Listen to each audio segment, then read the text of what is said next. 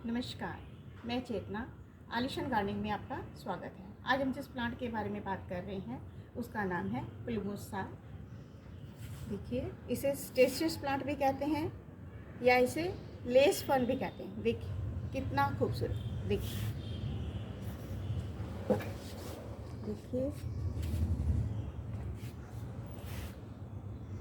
देखिए कितना खूबसूरत प्लांट है।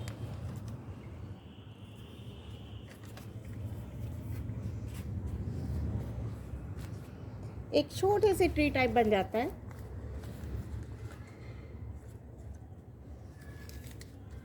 देखिए,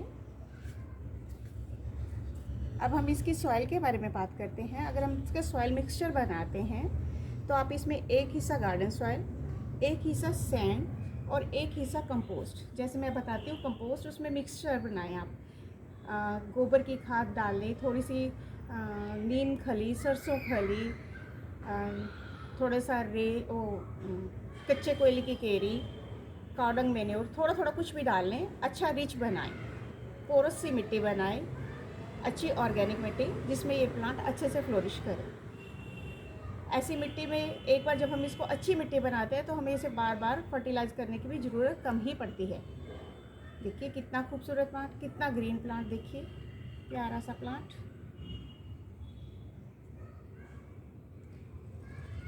देखिए, जब हम इसे वाटरिंग करें, ये प्लांट आपसे पानी तभी मांगता है जब इसकी टॉप सॉइल ड्राई हो जाए। देखिए 1-1.5 इंच ड्राई हो जाए तो इसे पानी दे दीजिए।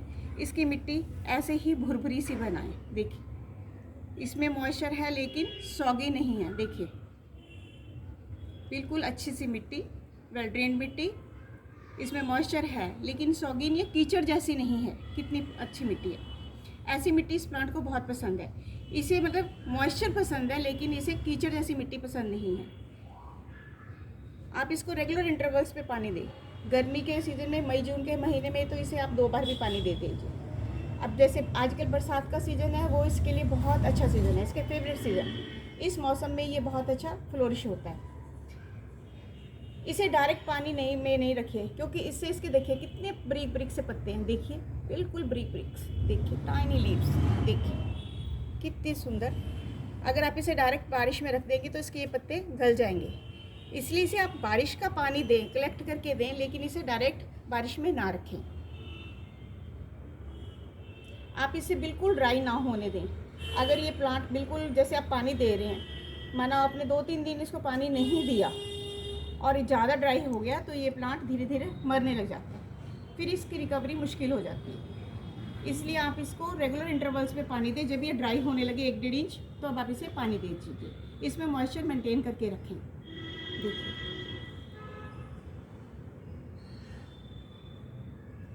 अब हम इसकी फर्टिलाइजेशन के बारे में बात करते हैं। जैसे मैंने आपको बताया कि अगर आप इसकी मिट्टी रिच ऑर्गेनिक मैटर वाली बनाएंगे, पहले ही अच्छी कंपोस्ट वगैरह डालकर बनाएंगे, तो इसे आपको बार बार फर्टिलाइज़ करने की ज़रूरत नहीं है। आप साल में सिर्फ 2 बार, एक बार स्प्रिंग सीज़न में, एक बार बारिशों के बाद आप इसे फर्टिलाइज़ कर दें।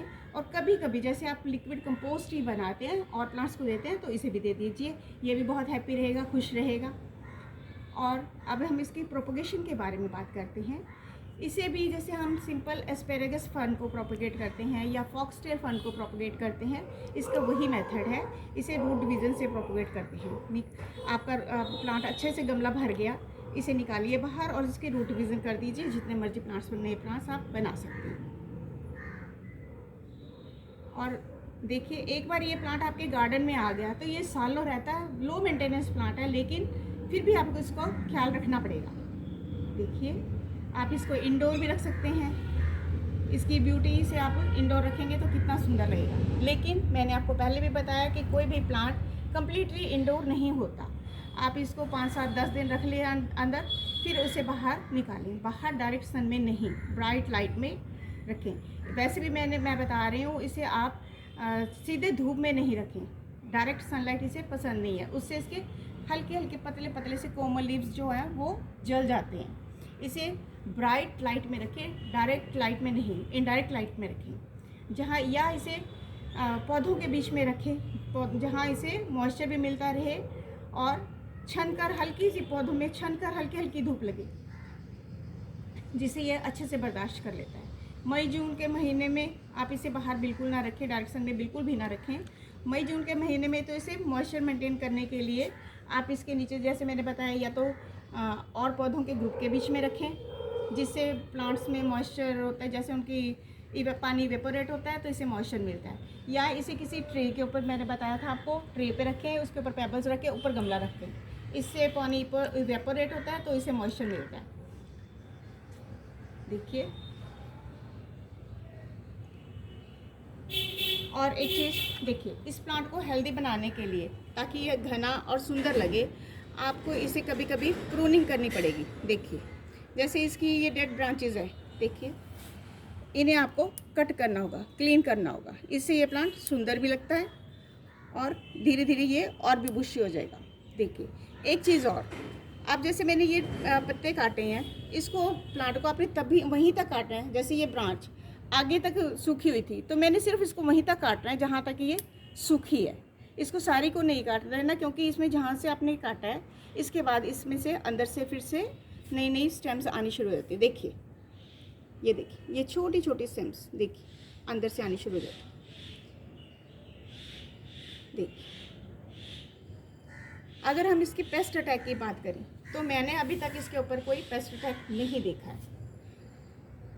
फिर भी अगर आपको कोई दिखता है, आपके एरिया के अकॉर्डिंग अगर आपको कोई भी इस पर पेस्ट अटैक दिखता है, तो वही नीम ऑयल का स्प्रे करें। नीम ऑयल ले लें, एक बॉटल में आप उसमें 4-5 बूंदे नीम ऑयल और 4-5 बूंदे आप उसमें कोई भी लिक्विड सोप डालकर अच्छे से हिला दें और उसमें दे दें। मैं तो इसमें गोमूत्र जो आता है वो भी डाल देती हूँ और अच्छे से मिक्स करके इसकी स्प्रे कर देती हूँ। ये सबसे बढ़िया सोल्यूशन है पेस्ट अटैक को रोकने के लिए। बढ़िया, बहुत बढ़िया। देखिए, और एंजॉय कीजिए इसकी खूबसूरती का। देखिए कितना सुंदर प्लांट है। अगर हम इसे ओवर वाटरिंग कर देते हैं, ये प्लांट पानी मांगता है, मॉइस्चर मांगता है, लेकिन ओवर वाटरिंग नहीं मांगता। अगर हम इसे ओवर वाटरिंग कर देंगे तो इसमें जो राइजम्स होते हैं, इसकी जो जड़ें होती हैं, उसमें ट्यूब्स होते हैं, ट्यूबर्स होते हैं, मोटी मोटी जड़ें होती हैं, उसमें वो पानी स्टोर करके रखते हैं। अगर इसमें ओवर वाटरिंग हो जाएगी तो वो धीरे धीरे सड़ जाएंगे और आपका प्लांट धीरे धीरे फिर मर जाएगा, फिर इसे हम नहीं बचा पाएंगे। इसलिए पानी देना है, मॉइस्चर मेंटेन करके रखना है, लेकिन फिर भी संभल के पानी देना है। ऐसे नहीं कि मिट्टी कीचड़ सी कर दी। देखिए, लगाइए इस प्लांट को। चाहे आप इसे प्लास्टिक के पॉट में लगा रहे हैं तो संभल के पानी देना पड़ेगा, क्योंकि प्लास्टिक में पानी जल्दी इवेपोरेट नहीं होता।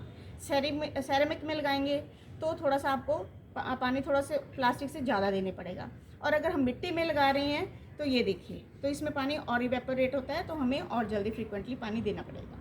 इसलिए आपको अपने पॉट के अकॉर्डिंग भी पानी डिसाइड करना पड़ेगा, आपके एरिया के अकॉर्डिंग डिसाइड करना पड़ेगा। आप कैसे वेदर में रहते हैं, आपके वहाँ का टेम्परेचर, वेदर कंडीशंस कैसी हैं, उस अकॉर्डिंग भी आपको ही देखना पड़ेगा कि आपको पानी कैसे इंटरवल्स पे देना पड़ेगा।